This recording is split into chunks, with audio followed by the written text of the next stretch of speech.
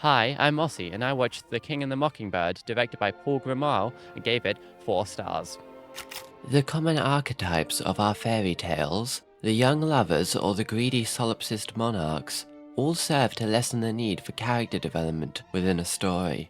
This isn't a bad thing though, for it can have the subconscious intuit all it need know about a person's function from their form alone, whilst the conscious mind keeps occupied with the work's grander designs or higher concepts. There is no shortage of conceptual verticality in The King and the Mockingbird. The surreal, towering city in which it takes place is its true protagonist, and what will most often draw your focus. The 3 decades the film took to remake were certainly not wasted.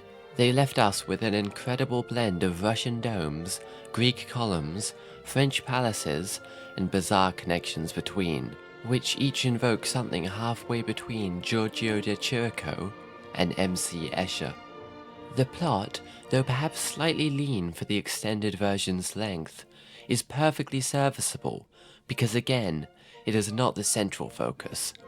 Exposition would only detract from the absurd world these animators slaved away to create, and fittingly, the only scene I felt dragged was the one in which our Deus Ex Mockingbird explained at length why the Hungry Lions should not make carrion of him and his chimney sweep friend.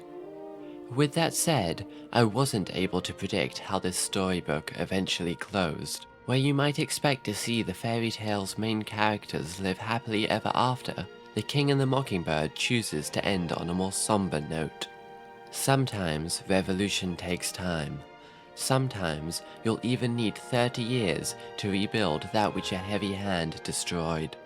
Sometimes though, it's more than worth it.